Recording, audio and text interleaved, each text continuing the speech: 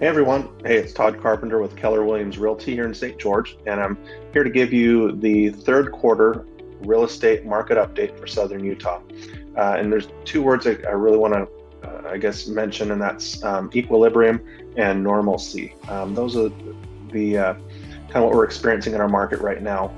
Is just things have gotten back to normal. We're not seeing the large swings as far as pricing, inventory, and things. We're just kind of getting back to where we were pre-COVID. So let's look at a couple numbers here real quick, and I can show you what we're talking about. This first one is sold listings. All right, this dark blue line.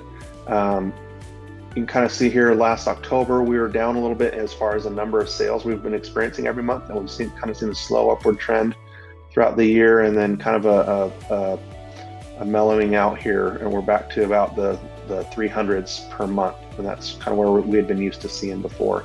At the height of the market, we were seeing 600 and 700 sales during those COVID months where things are just absolutely nuts. So the nice thing is that the amount of homes for sale, the inventory has kind of kept kept up to a point that it hasn't caused prices to go crazy. So we're staying fairly, again, kind of in an equilibrium, in an even manner. Listing prices is one that's always on top of people's minds, the median sales price. So that's the main metric we like to use as opposed to average. That represents the median, represents the point at which half the homes sell above this price, half the homes sell below this price. And so it's a really helpful tracking tool. We can see last year, was in the last 12 months, that was the highest it's been at 545.9. And then we saw a downward trend to 488.9, and that's about the lowest it's been, which was in January. And then we just saw this slow increase, a little bit of a shift here, not any large swings, but from 524 down to 490, about a $35,000 change. And then we've kind of been just bouncing back, between $10,000, $15,000 here over the last few months. So again, kind of readjusting to the new normal of what the rates are. And that's definitely put some downward pressure on pricing, and rightfully so. As far as where we are pricing wise, if you look at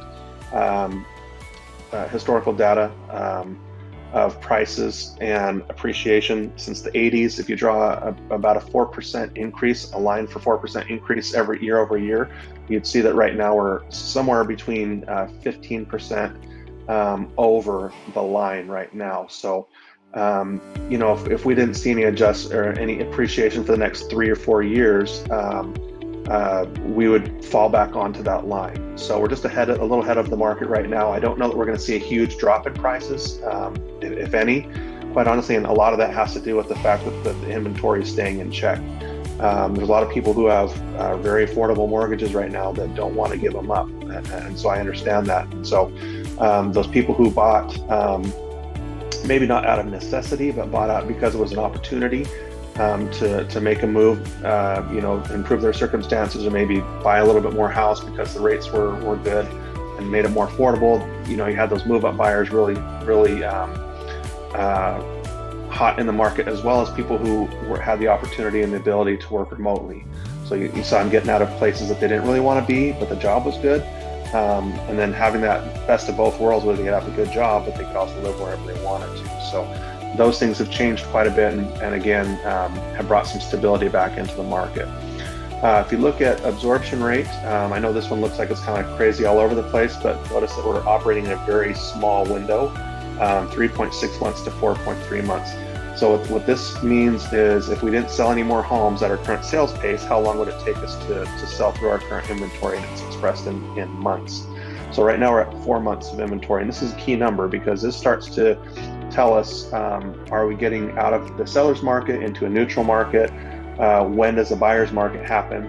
So buyer's market happens typically at 6 months and more of inventory. So that means that there's a lot of inventory compared to the buyers that are out there. Buyers can work a deal a lot better. Sellers are more willing to make concessions. But even at this 4 months right now, we've got sellers who are willing to make concessions, such as they need to sell. They're willing to wait for a seller or a buyer to sell their home. So they're open to contingencies that they weren't open to before. Some of them are open to giving closing costs again, allowing people to use that money to buy down their rates, or have a temporary rate buy down.